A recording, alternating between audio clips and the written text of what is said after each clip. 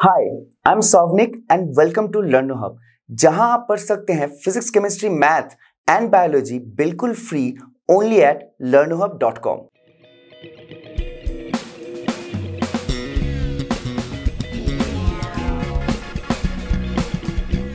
आज के वीडियो में हम डिस्कस करेंगे करंट इलेक्ट्रिसिटी के concept add ons, specifically electrical energy, power and heating effect of current को।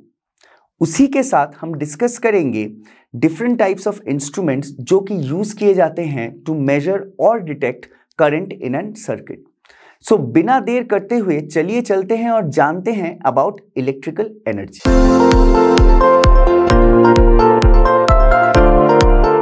आइए चलिए अब डिस्कस करते हैं इलेक्ट्रिकल एनर्जी के बारे में। So what is electrical energy? This is nothing but the total work done by the source or the EMF source to maintain a constant current I in a circuit over a period of time t। मतलब जो battery है वो कितना काम करता है एक निर्धारित समय तक एक कांस्टेंट फ्लो ऑफ करंट को मेंटेन करने के लिए एक इलेक्ट्रिकल सर्किट में। डेफिनेशन क्या कह रहा है? Total work done W by the source in maintaining the electric current I in the given circuit for a specified amount of time या फिर specified time t। So ये आपका डेफिनेशन हो गया इलेक्ट्रिकल एनर्जी का। So अब according to Ohm's law हमने definition जान लिया, पर हमें फॉर्मूलाज भी चाहिए होंगे न्यूमेरिकल्स को सॉल्व करने के लिए, तो हम वही देखेंगे कि वो फॉर्मूलाज क्या हैं for electrical energy. So according to Ohm's law हम जानते हैं V is equal to IR। So V is equal to IR, ये ओम्स लॉ हमें बताता है। अब जो अगर किसी भी रेजिस्टेंस में, किसी भी सर्किट में जो वायर में जो करंट जा रहा है, ठीक है, वो किस पे डिपेंड करेगा? तो जो करंट है I is equal to Q by T. Current का डेफिनेशन है I is equal to Q by T. तो कितना चार्ज उस सर्किट में घूम रहा है? Q is equal to IT। मैंने सिर्फ T को I के साथ मल्टीप्लाई कर दिया, डिनोमिनेटर से लेके लेफ्ट हैंड साइड में रख लिया है, उसको अलग तरीके से मैंने लिख दिया है, ठीक है। अब देखिए ये जो है क्या है, इलेक्ट्रिकल एनर्जी का हम फॉर्मूला जानना चाहते हैं। तो इलेक्ट्रिकल एनर्जी का फॉर्मूला वर्क डन से रिलेटेड है। So E which is electrical energy is equal to work done, यहां पे लिखा हुआ है। अब work done in case of a potential and charge which given as QV। ये हमने पोटेंशियल और कैपेसिटेंस के चैप्टर में जब हम डिस्कस कर रहे थे वर्क डन, तो हमने देखा था। तो यहां पे देखिए चार्ज फ्लो हो रहा है, मतलब चार्ज एक पॉइंट से दूसरे पॉइंट जा रहा है, और हमें उसी चार्ज को मूव करने के लिए, जो कि करंट है, उसी चार्ज को मूव करने के लिए कितना वर्क डन है वो निकालना है। तो वो तो सिर्फ QV से ही दिया जाता है। सो QV, अब Q का वैल्यू क्या है? IT। V, तो ये हमारा एक फॉर्मूला निकल गया वर्क डन या फिर इलेक्ट्रिकल एनर्जी का। अब इसको मैं और एक तरीके से भी लिख सकता हूं, I या फिर V के जगह पे मैं IR बैठा सकता हूं। सो ये क्या बन जाएगा? I स्क्वायर R T, ठीक है। अब I स्क्वायर के जगह पे मैं V बाई आर भी लिख सकता हूं, यानी V square by R square. तो ये क्या बन जाएगा? V square T by R। देखिए नीचे डिनोमिनेटर में I स्क्वायर होगा तो वो ऊपर वाला न्यूमरेटर वाला I यहाँ पे कैंसिल हो जाएगा। तो ये जो हैं ये सारे हैं आपके इलेक्ट्रिकल एनर्जी के फॉर्मूलाज। सो अगर आपके पास IRT दिए हुए हैं तो आप इससे निकाल सकते हैं। अगर आपके पास V और T दिया हुआ है और R दिया हुआ है तो इस फॉर्मूला से निकाल सकते हैं। अगर चार्ज और V यानी पोटेंशियल दिया हुआ है, यहां से निकाल सकते हैं। तो अगर आपके पास IT और V दिया हुआ है न्यूमेरिकल में, तो आप इस फॉर्मूला से निकाल सकते हैं। तो आपके पास टोटल कितने तरीके हो गए इलेक्ट्रिकल एनर्जी या फिर टोटल वर्क डन निकालने के लिए? 1, 2, 3 और 4 तरीके, ठीक है। जनरली करंट के केस में ये 3 फॉर्मूला ही इंपॉर्टेंट है, क्योंकि ये 3 deals with current and potential difference. This deals with charge and potential. Okay, अब एसआई यूनिट ये क्या है? एनर्जी है। एनर्जी का एसआई यूनिट क्या होता है? जूल होता है। तो इसका भी, इलेक्ट्रिकल एनर्जी का भी एसआई यूनिट आपका बन गया जूल। यहां पे एक और यूनिट को भी जान लेना जरूरी होता है, वो होता है वॉट सेकेंड। ठीक है, so 1 joule is equal to 1 watt second. ये एक और यूनिट है इलेक्ट्रिकल एनर्जी का। तो आइए चलिए डिस्कस कर लेते हैं इलेक्ट्रिकल पावर को। So what is electrical power? Electrical power is nothing but rate of electrical energy supplied per unit time. तो ये आपका बन गया डेफिनेशन। ठीक है, अब एक मैथमेटिकल फॉर्मूला भी निकाल लेते हैं पावर के लिए। पावर जो है या फिर इलेक्ट्रिकल पावर जो है वो रिप्रेजेंट करते हैं हम उसे P के द्वारा। ठीक है, अब P is defined as electrical energy given और supplied in a particular time. इसका मतलब P is equal to E by time T। Okay, अब ये इलेक्ट्रिकल एनर्जी है जिसका फॉर्मूला क्या है? I/V/T और नीचे divided by T। So T cancel और ये क्या रह जाता है? IV। ठीक है, अब देखिए हम जानते हैं from again Ohm's law V is equal to IR या फिर I is equal to V by R। अब देखिए एक बार आप I के जगह पे V बाई R डालिए तो हमें क्या मिल जाएगा? V square by R। अब V के जगह पे आप IR डालिए तो हमें क्या मिल जाएगा? I square R। तो ये जो है these are the formulas for electrical power। ठीक है, अब इसका SI यूनिट कितना होता है? SI यूनिट जो होता है, देखिए इलेक्ट्रिकल जो फील्ड है, सॉरी इलेक्ट्रिकल जो एनर्जी है उसका SI यूनिट कितना था? जूल था। लेकिन एक और यूनिट भी था, वो क्या था? Watt second. अब वॉट सेकेंड अगर मैं इलेक्ट्रिक एनर्जी का यूनिट ले लूं तो पावर का कितना बन जाएगा? सेकेंड। ये टाइम का सेकेंड होगा तो वो कैंसिल कर देगा, तो सिर्फ वॉट। ठीक है, so SI unit of power is watt and 1 watt is equal to 1 volt into 1 ampere और एम्पियर वोल्ट। ठीक है, so 1 watt is defined as the power of an electrical circuit। अब कुछ बड़े यूनिट्स भी होते हैं। so 1 kilowatt is equal to 1000 watt and 1 megawatt is equal to 10 to the power 6 watt। ये तो हो गए scientific units. Day to day use में हम पावर का एक और यूनिट भी यूज करते हैं, वो होता है हॉर्स पावर। अगर आपने कभी गाड़ी किसी भी कार या फिर बाइक पे आपने चढ़ा होगा, वहां पे देखिएगा पावर जो होता है वो हॉर्स पावर पे डिफाइंड होता है। ठीक है, और वो जो 1 हॉर्स पावर है that is equal to 746 watt. Okay, तो आपके लिए एक एक्सरसाइज या फिर एक होमवर्क पकड़ लीजिए। आप किसी भी गाड़ी के पास जाइए, कोई भी गाड़ी आपको दिखे, उसके मालिक या ओनर से बात कीजिए। जैसे कि अगर आपके पापा के पास कोई गाड़ी है तो उनसे बात कीजिए और पूछिए कि आप उस गाड़ी का हॉर्स पावर कितना है और उसको कन्वर्ट कीजिए वॉट में। ठीक है, इसका मतलब कार या फिर बाइक का जो आपने हॉर्स पावर जाना पूछ के उसको आपको कन्वर्ट करना है वॉट में। ठीक है, नेक्स्ट जब हम लोग डाउट क्लास या फिर लाइव सेशन पे होंगे तो प्लीज उसका जवाब मुझे दीजिएगा कि आपको क्या मिला। ओके, तो चलिए अब हम डिस्कस करते हैं हीटिंग इफेक्ट ऑफ करंट को।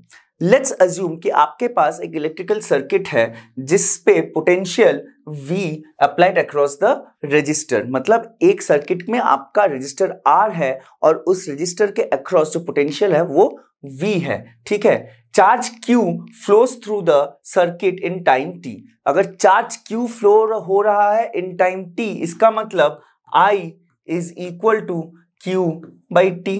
ठीक है, तो आपके पास पोटेंशियल है, potential difference across the resistor है और करंट जितना फ्लो हो रहा है उस रेजिस्टर से वो भी दिया हुआ है। अब देखिए जो रेजिस्टर है वो रेजिस्टेंस प्रोड्यूस करेगा और रेजिस्टेंस करेगा करंट के फ्लो होने में। तो जब कोई चीज रेजिस्ट कर रहा है किसी चीज और चीज को, वहां पे तो हम बोलते हैं ना नॉर्मली कि फ्रिक्शन है ज्यादा यार, इसका मतलब कोई चीज रेजिस्ट कर रहा है किसी चीज को, ठीक है। इसी तरह जब एक रेजिस्टर करंट फ्लो को रेजिस्ट करेगा तो उसमें एक हीटिंग इफेक्ट भी जनरेट होता है। इसका मतलब हीटिंग इफेक्ट क्या हो गया, that is due to the property of the resistor that resists the current, उसकी वजह से हीट जनरेट होता है। ये फायदेमंद भी होता है कभी कभी, जैसे कि आपने कभी अगर टंगस्टन बल्ब देखा हो, वो इसी रेजिस्टेंस की वजह से, टंगस्टन जो होता है मेटल वो हाई रेजिस्टेंस होता है और वो जब करंट उसमें से फ्लो करता है तो वो उस रेजिस्टेंस की वजह से ग्लो करने लगता है, यानी कि रेडिएट करता है लाइट, ठीक है। और वो क्या है, लाइट जो रेडिएट करता है वो एनर्जी है। तो the loss of energy due to resistance is actually converted into heat and that we actually use it in a bulb as light। हमारे पास और एक एग्जांपल है, जब आप लोग कपड़े आयरन करते हैं, जो आयरन है वो भी इसी फिनोमेना को यूज करता है, ठीक है। आइए आगे चलते हैं। तो आपके पास I कितना है, Q by T। तो जो एनर्जी जो ये प्रोड्यूस कर रहा है due to the heating effect, वो कितना होगा, W work done by the resistance to create, to oppose that charge, और वो भी equal to the energy produced, ठीक है, the heat produced, and heat is a form of energy। वो कितना होगा, हमने अभी अभी इससे थोड़ी देर पहले ही डिस्कस किया है। सो वो that is equal to QV which is equal to again IT और V, या फिर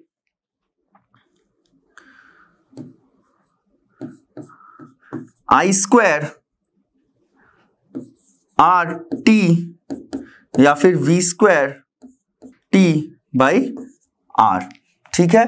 देखिए सेम एज इलेक्ट्रिकल एनर्जी का जो फॉर्मूला था वो एग्जैक्टली सेम इसी तरीके का फॉर्मूला था। तो इसका मतलब क्या है, जो हीट यहाँ पे जो जनरेट हो रहा है, हीटिंग इफेक्ट ऑफ करंट, वो कहाँ से आ रहा है भैया, वो इलेक्ट्रिक करंट से ही आ रहा है। जो इलेक्ट्रिकल एनर्जी था वो ही कन्वर्ट हो रहा है आपके हीटिंग एनर्जी में, या फिर the energy that is being produced as heat form, ठीक है। इसका जो एसआई यूनिट एनर्जी है तो ये भी जूल ही होगा एसआई यूनिट इसका, ठीक है। और ये जो लॉ है, ये जो फॉर्मूला है, इसको जूल्स लॉ ऑफ हीटिंग कहा जाता है, ठीक है। इस फॉर्मूले को, so E is equal to ITV is actually Joule's law of heating. Now यहां पे इसका जो एसआई यूनिट है ये तो जूल हो गया, या फिर आप जानते हैं वॉट सेकेंड, वॉट सेकेंड।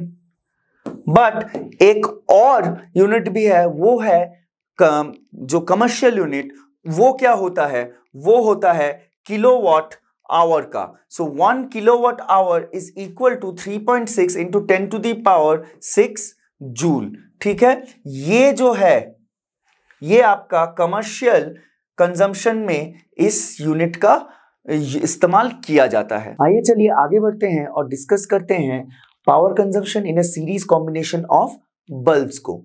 अगर आपके पास दो बल्ब हैं जिनका इंडिविजुअल पावर रेटिंग है P1 एंड P2, तब उन दोनों को अगर हम सीरीज में रखें तो वो कितना पावर कंज्यूम करेंगे, वही हम इसमें डिस्कस करेंगे। So the easy and simple formula for calculating this is 1 by P, where 1 by P is the equivalent power consumption of the circuit due to the construction of circuit with bulbs in series, is equal to 1 by P1 plus 1 by P2। तो यहां आप देख सकते हैं कि power consumption for P1, मतलब जो पहला बल्ब था अगर अकेले होता तो वो P1 होता, और P2 का यानी दूसरे बल्ब का अगर वो अकेले होता तो P2 होता, लेकिन जब हम उसको जोड़ देते हैं तो वो बन जाता है 1 by P is equal to 1 by P1 plus 1 by P2। तो P कितना बन जाएगा, P बन जाएगा P1 P2 by P1 plus P2। Okay, now series case में जो पावर कंज्यूम होगा that will be directly proportional to the potential across the circuit or across the bulbs total, ठीक है, and also will be directly proportional to the R R मतलब resistance of the bulbs, individual bulbs, but it would be inversely proportional to the power rating या फिर rated, मतलब जो power यहाँ पे bulb पे लिखे होंगे, जिन पावर पे वो पर्सनली चल रहे होंगे या फिर पावर कंज्यूम करते होंगे, पावर रेटेड पावर जो होता है उसके साथ ये जो कंज्यूम पावर होता है वो इनवर्सली प्रोपोर्शनेट होता है। तो चलिए आगे बढ़ते हैं। अब हम देखते हैं कि अगर पैरेलल में बल्ब्स लगे हों तब पावर कंजम्पशन कैसे निकाल सकते हैं। ठीक है, यहाँ पे देखिए दो बल्ब हैं, एक P1 पावर कंज्यूम करता है इंडिविजुअली, दूसरा P2 पावर कंज्यूम करता है इंडिविजुअली। ठीक है, जो पोटेंशियल है दोनों पे ही V होगा क्योंकि पैरेलल है एक सर्किट में। तो इस वाले केस में अगर आपको total power consumed due to the parallel grouping और पैरेलल कॉम्बिनेशन ऑफ बल्ब्स निकालना हो तो आप simply P is equal to P1 plus P2 कर सकते हैं। ठीक है, देखिए यहाँ पे ये जो फॉर्मूलाज हैं ये कैपेसिटर के ग्रुपिंग्स के साथ मिलते जुलते हैं। ठीक है, सीरीज में अगर कैपेसिटर हो तो वो क्या होता है 1/C is equal to 1/C1 plus 1/C2 up till जितने कैपेसिटर्स हैं। यहाँ पे भी अगर सीरीज में बल्ब्स हो तो पावर कंजम्पशन क्या होता है 1/P is equal to 1/P1 plus 1/P2 plus 1/P3 जितने बल्ब्स आपने लगाए हैं सीरीज में। और अगर पैरेलल हो सिमिलर टू कैपेसिटेंस, यहाँ पे भी सिर्फ आपको ऐड ही करने होते हैं सारे बल्ब के पावर रेटिंग। अब देखिए इस केस में जो पावर कंज्यूम्ड या फिर कितना ब्राइट एक बल्ब जलेगा that will depend directly on the current. Okay, कितना करंट सर्किट में फ्लो हो रहा है उस पर डिपेंड करेगा। Inversely will depend on inversely depend on resistance provided by the circuit, and this case it will be directly dependent on power rated, मतलब bulbs पे जो रेटिंग्स होगी पावर की उन पे अब ये डायरेक्टली डिपेंड करेगा। सीरीज वाले केस में इनवर्सली डिपेंडेंट था, पर पैरेलल केस में अब पावर रेटिंग्स पे जो बल्ब्स के ब्राइटनेस है वो डायरेक्टली डिपेंडेंट कर जाएंगे। तो चलिए एक सवाल कर लेते हैं। सवाल क्या कह रहा है कि आपके पास दो बल्ब्स हैं, you have two bulbs having rating 40 watt and 220 volt. तो पावर और वोल्टेज की रेटिंग दी हुई है दोनों बल्ब की, पहली की है 40 वॉट 220 वोल्ट, दूसरी की है 100 वॉट 220 वोल्ट, और ये दोनों सीरीज में कनेक्टेड हैं, हाँ, आर जॉइंड इन सीरीज। ठीक है, इतना तक तो समझ गए। एंड ऑल्टरनेटिवली तो अब जो सीरीज में जो ये सर्किट में थे उसमें हम बैटरी जोड़ते हैं। बैटरी मतलब पावर सप्लाई करते हैं। पहली बार हम 330 वोल्ट से पावर सप्लाई करते हैं, दूसरी बार हम 440 वोल्ट से पावर सप्लाई करते हैं। Find out which will fuse in each case, मतलब कौन सा बल्ब फ्यूज हो जाएगा दोनों ही केसेस में। अब सवाल है फ्यूज बल्ब कब होता है, जब जो करंट उसके थ्रू जा रहा है या फिर पास कर रहा है वो जब उसके रेटेड पावर की वजह से जो करंट रेटेड आएगा, यानी रेटेड करंट जो आएगा उससे ज्यादा हो गया, तभी एक बल्ब फ्यूज कर जाता है। तो पहले हम इन दोनों बल्ब्स का करंट रेटिंग निकाल लेते हैं। हम जानते हैं P is equal to IV, तो हम I कितना निकाल सकते हैं P/V। तो यहां पे I1 कितना होगा, देखिए पहले बल्ब का P कितना है 40, V कितना है 220, कितना होता है 4/22, ये कितना बन जाएगा 0.18 एम्पियर। ओके, नेक्स्ट बल्ब का सिमिलरली कितना है 100/220 यानी 10/22, ये बन जाएगा आपका 0.45 एम्पियर। तो ये आपका करंट रेटिंग निकल गया। तो आगे बढ़ते हैं और यहाँ पे दोनों बल्ब के रेजिस्टेंस के रेटिंग्स भी निकाल लेते हैं। हम जानते हैं पावर का एक और फॉर्मूला भी है, वो है V²/R, जिसकी वजह से हमें जो रेजिस्टेंस है वो क्या मिल जाता है V²/P। तो यहाँ पे R1 कितना होगा V का स्क्वायर यानी 220 का स्क्वायर डिवाइडेड बाय पावर क्या है 40, ठीक है। तो इसको मैं 220 इंटू 220 लिखता हूं डिवाइडेड बाई 40, कैंसिल हो गया, यहां पे 11, यहां पे 110, यानी कि 11 इंटू 10 क्या होता है 1 to 1, 11 का square 1 to 1, so 11 into 11 1 to 1, और एक 10 है तो 0 ओम। R2 सिमिलरली R2 क्या है 220 इंटू 220 डिवाइडेड बाई 100, कट गए, सो 22 इंटू 22। आइए देख लेते हैं 4 4 4 4, सो 484, तो ये कितना बना 484 ओम। अब देखिए ये जो है R1 और R2 जो बल्ब है वो सीरीज में है, तो सर्किट में इन दोनों बल्ब के रेजिस्टेंस की वजह से जो इक्विवेलेंट रेजिस्टेंस पैदा हो रहा है वो कितना होगा, इन दोनों का एडिशन। सो हमारा जो R इक्विवेलेंट है वो कितना हो गया 1210 प्लस 484, सो 1210 प्लस 484 ओम। केस 1 में हमारा बैटरी कितने का है 330 वोल्ट, सो 330 वोल्ट, ठीक है। अब इस बैटरी के लिए कितना करंट सर्किट में ड्रॉ करेगा, I1 लगा लेते हैं केस 1 के लिए। सो I1 is nothing but V by R। So V कितना है 330, R कितना है 1694, सो यहां पे पहले वाले केस में ड्रॉ करेगा 0.17 एम्पियर, ठीक है। देखिए 0.17 दोनों के ही करंट रेटिंग से कम है, 18 एम्पियर और 0.18 एम्पियर और 0.45 एम्पियर से कम है, इसलिए कोई भी बल्ब फ्यूज नहीं होगा। अब चलिए केस 2 देख लेते हैं।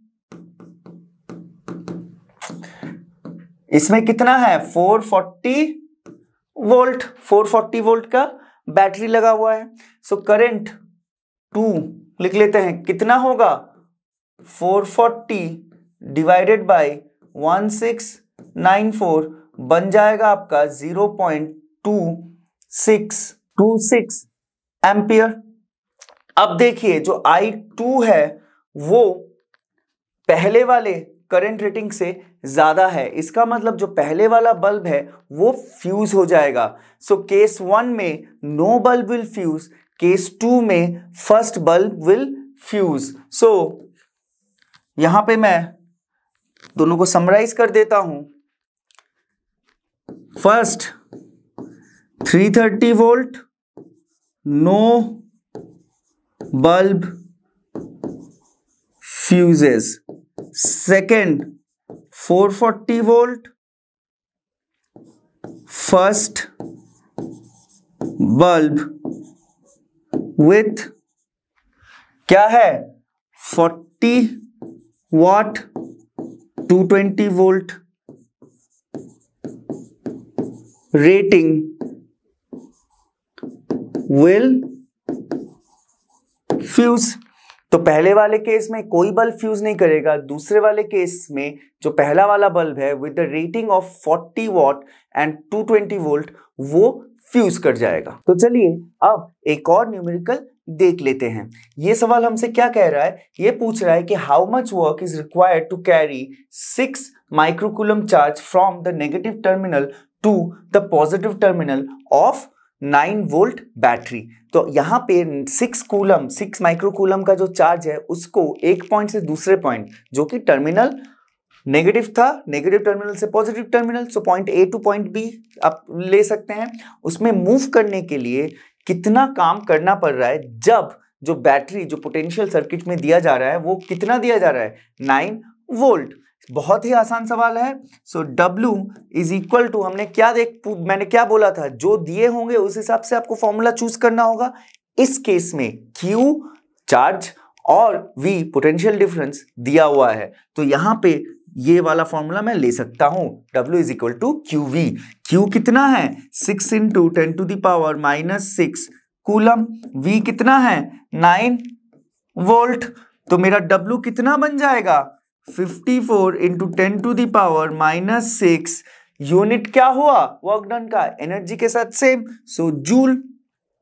कौन सा वाला ऑप्शन सही है, option B is the correct option. तो अब तक हमने डिस्कस किया करंट, पावर, वोल्टेज या फिर पोटेंशियल डिफरेंस, रेजिस्टेंस, इन सब के बारे में। अब हम आगे डिस्कस करेंगे कुछ ऐसे डिवाइसेस जो करंट, वोल्टेज को डिटेक्ट कर सकते हैं इन अ सर्किट और मेजर भी कर सकते हैं। तो जो पहला ऐसा डिवाइस है वो है हमारा गैल्वानोमीटर। गैल्वानोमीटर वैसे करंट को मेजर तो नहीं करता, लेकिन स्मॉल अमाउंट ऑफ करंट को डिटेक्ट जरूर करता है जब वो उसके थ्रू पास करता है।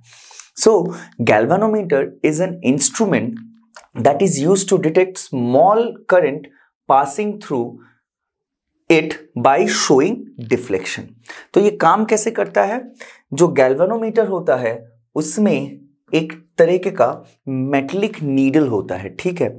जब गैल्वानोमीटर किसी सर्किट से जुड़ा नहीं होता, यानी कि कोई करंट जब उससे पास नहीं करता, तो ये नीडल जो होता है वो फिक्स्ड रहता है।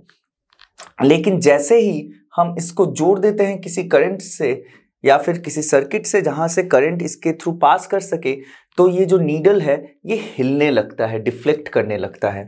इसी तरीके से हमें पता चल जाता है कि सर्किट में करंट है या नहीं है।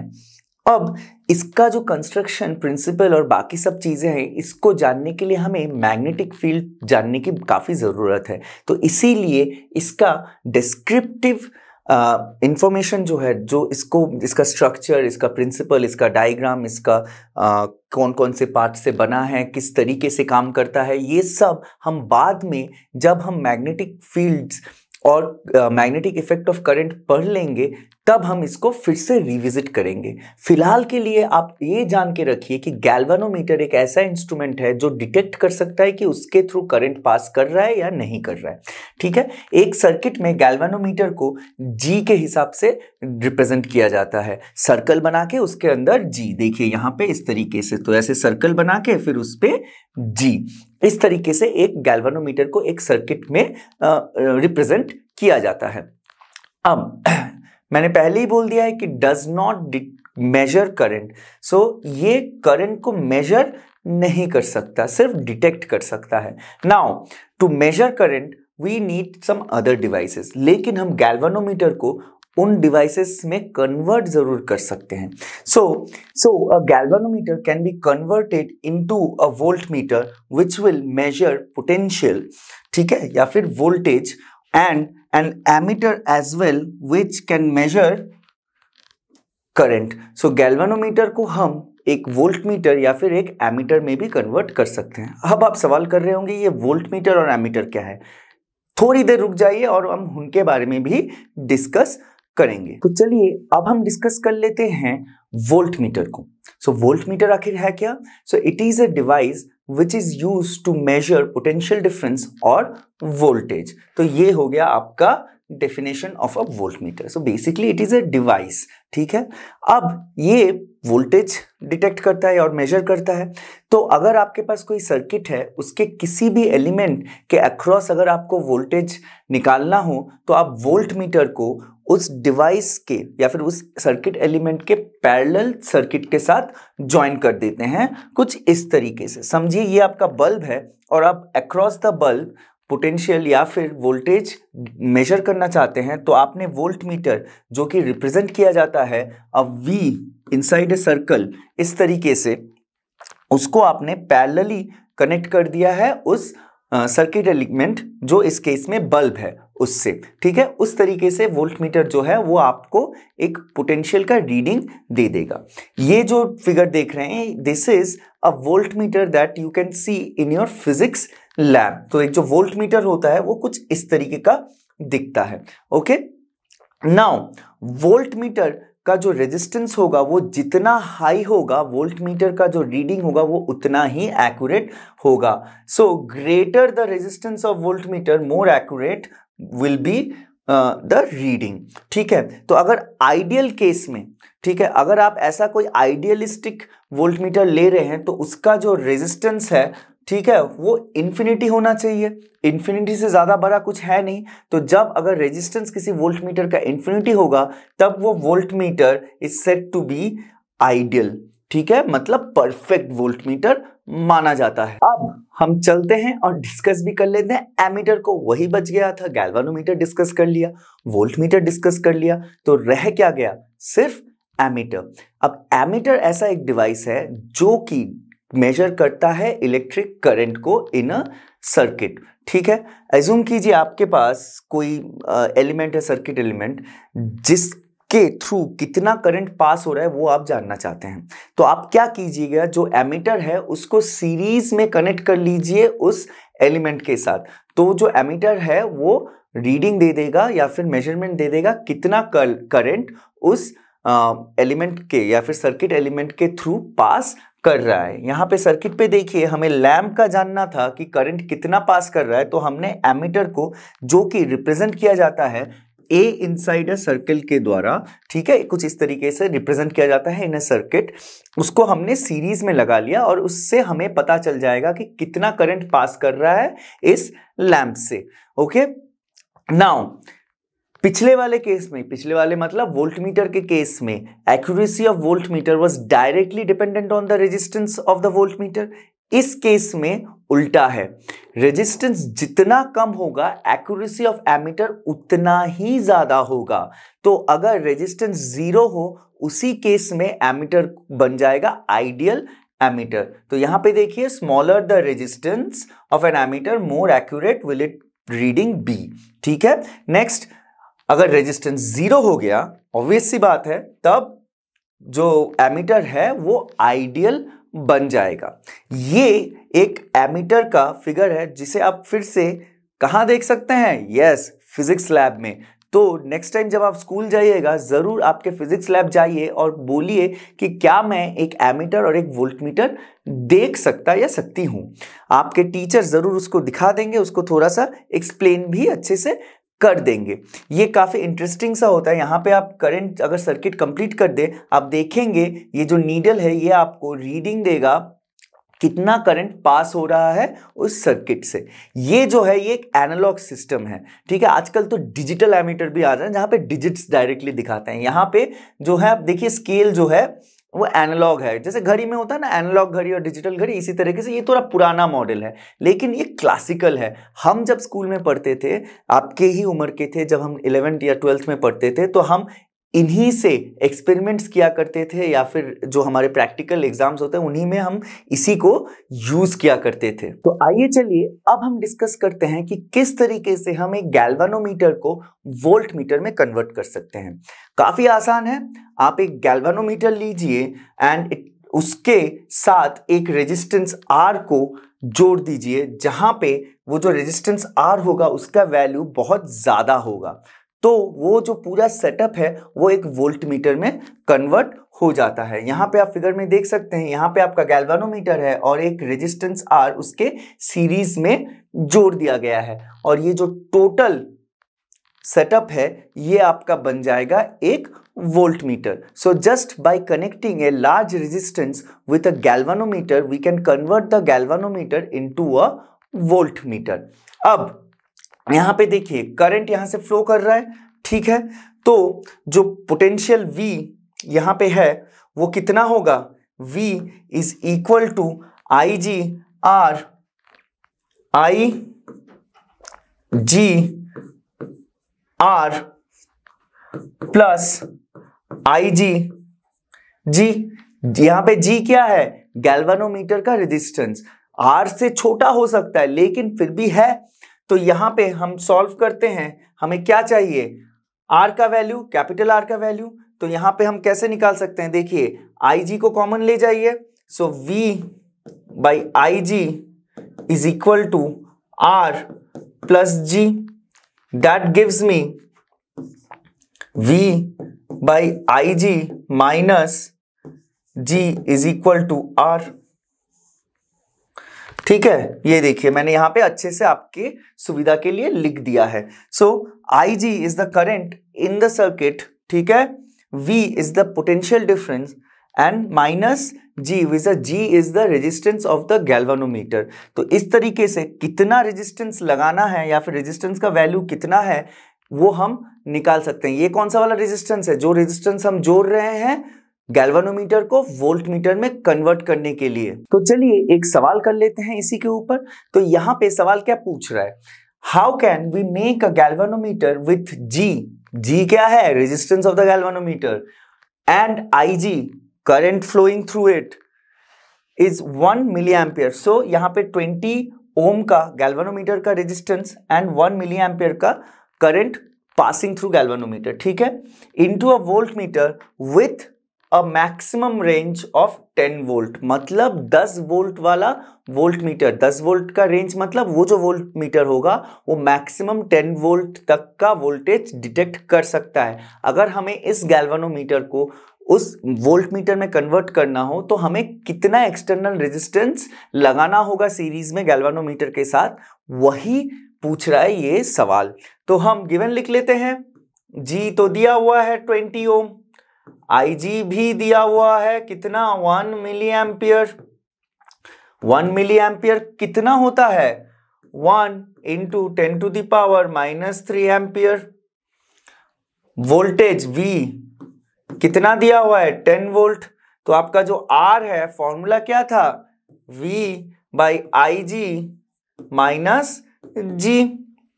अब यहां पे देखिए V कितना है?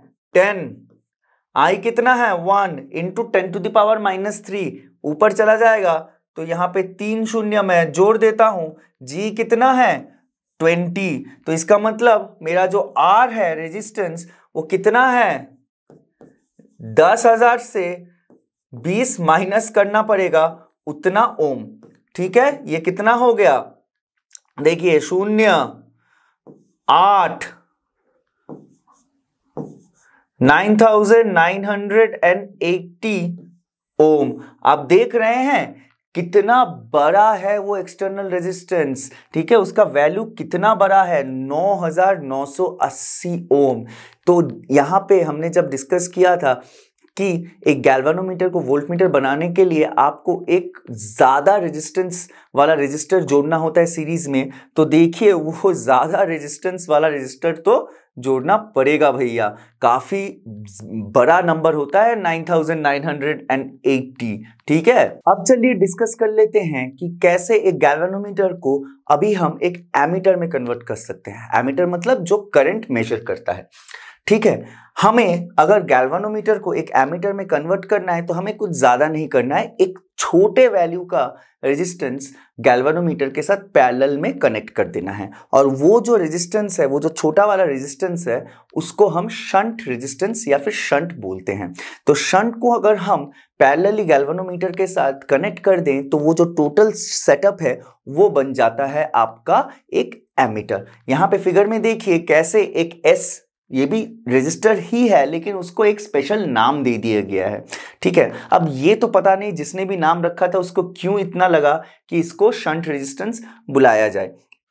ये जो शंट रेजिस्टेंस होता है इसका क्या प्रॉपर्टी होता है कि ये बहुत छोटा होता है, ठीक है, उसका जो वैल्यू होता है वो कम होता है। तो ये IS लगा दिया गया parallelly with a galvanometer, and ये जो होल सेटअप है वो एक एमीटर में कन्वर्ट बन जाता है। अब देखिए करंट यहां से आ रहा है, इस पॉइंट पे क्रिचॉफ्स जंक्शन रूल याद कीजिए, IG अमाउंट ऑफ करंट को ड्रॉ कर रहा है, ठीक है। तो दूसरे वाले लेग में कितना करंट जाएगा? I अंदर आया, IG बाहर गया, बाकी कितना रह गया? I minus IG। वही करंट शंट रेजिस्टर के थ्रू पास होगा। अब देखिए अगर शंट रेजिस्टेंस गैल्वेनोमीटर का जो इंटरनल रेजिस्टेंस है उससे भी कम है, बहुत ज्यादा कम है, तो ज्यादा अमाउंट ऑफ करंट शंट के थ्रू ही पास होगा, क्योंकि यहां पे रेजिस्टेंस ज्यादा है, यहां पे रेजिस्टेंस कम है। अगर आपको मैं बोलूं कि आप एक पॉइंट A से पॉइंट B जाइए, एक जगह पे गली में 100 लोग हैं, एक जगह पे गली पूरी खाली है, आप कौन सा गली लेंगे? ऑब्वियसली जो खाली है, हम हमेशा गूगल में देखते हैं कि नहीं देखते हैं कि कहाँ पे ट्रैफिक ज़्यादा है, कहाँ पे ट्रैफिक कम है। उसी तरह से करंट भी देखेगा कि भैया गैल्वेनोमीटर के साइड पे ट्रैफिक ज़्यादा है, टाइम ज़्यादा लगेगा, मुझे ज़्यादा मेहनत करनी पड़ेगी, उधर से हम जाएंगे नहीं। शंट में ट्रैफिक कम है, हम उधर से ही जाएंगे, तो मैक्सिमम करंट शंट के थ्रू ही जाएगा। लेकिन जो पोटेंशियल डिफरेंस है वो इन दोनों के केस में अक्रॉस सेम ही होगा, क्योंकि दोनों जो पैरेलल में जुड़े हैं, पैरेलल के केस में दो सर्किट एलिमेंट्स के जो टर्मिनल्स का जो अक्रॉस द पोटेंशियल होता है वो सिमिलर या सेम होता है। अब देखिए, अगर ये दोनों ही सेम है, इस केस में पोटेंशियल कितना है, potential V is equal to I R according to Ohm's law. So ये बन गया आपका I G, capital G is equal to, यहां पे देखिए I minus I G S, so I minus I G S. Okay, अब चलिए इसको सॉल्व करते हैं फॉर S, ठीक है, ताकि हमें पता चल जाए कितना शंट रेजिस्टेंस चाहिए एक गैल्वेनोमीटर को एमीटर में कन्वर्ट करने के लिए। तो ये क्या बना, I G G is equal to I S minus I G. तो अब अगर मैं S को कॉमन ले लूं, यहां पे क्या बन जाता है, I माइनस आई जी। तो ठीक है, अब इसको मैं यहां पे या फिर लेफ्ट हैंड साइड ले आऊं और थोड़ा रीअरेंज कर दूं, तो मुझे क्या मिल जाएगा, S is equal to I G G divided by I minus I G. ये हमारा बन गया शंट रेजिस्टेंस का फॉर्मूला। देखिए I G by 1 minus I G into G, यहाँ पे आप ये ब्रैकेट, अगर आपको थोड़ा कंफ्यूजन कम लगे इससे आप यहाँ पे ब्रैकेट भी ड्रॉ कर सकते हैं, या फिर ये वाला फॉर्मूला जो कि एग्जैक्टली सेम है, यहाँ पे सिर्फ स्मॉल आई लिखा हुआ है, यहाँ पे सिर्फ कैपिटल आई लिखा हुआ है, इतना ही डिफरेंस है। तो ये आपका बन गया शंट रेजिस्टेंस का वैल्यू निकालने का फॉर्मूला इन अ सर्किट, जहां पे आपने गैल्वेनोमीटर को with the help of a shunt आपने उसको एमीटर में कन्वर्ट कर दिया है। तो चलिए एक सवाल भी कर लेते हैं। ये सवाल क्या कह रहा है, सवाल कह रहा है कि व्हाट शंट रेजिस्टेंस, मतलब आपको S निकालना है, ठीक है, is required to make 1 milli ampere 20 ohm galvanometer. तो जो गैल्वेनोमीटर का जो रेटिंग है वो क्या है, 1 मिली एम्पियर, यानी कि वो 1 मिली एम्पियर वाला करंट ड्रॉ करेगा, और उसका G यानी कि रेजिस्टेंस कितना है 20 ohm, into an ammeter with a range of 0 to 50 milli ampere. तो I कितना हो जाएगा, हम बड़ा वाला ही हमेशा लेंगे, वो होगा 50 मिली एम्पियर। सो यहाँ पे जो IG है वो है 10 to the power minus 3 ampere, G कितना है 20, और आपका I कितना हो रहा है, रीडिंग कितना चाहिए मैक्सिमम, वो है आपका 50 मिली एम्पियर, यानी कि 50 into 10 to the power minus 3 ampere. ठीक है, तो हमारा जो S है उसका फॉर्मूला क्या है, आई G G divided by I minus I जी। अब आई जी कितना था यहाँ पे 10 to the power minus 3, G कितना था 20, सो ये ऊपर क्या बना 20 into 10 to the power minus 3, नीचे कितना है 50 into 10 to the power minus 3 minus only 10 to the power minus 3। तो मैं यहाँ पे 50 minus 1 into 10 to the power minus 3 लिख सकता हूँ।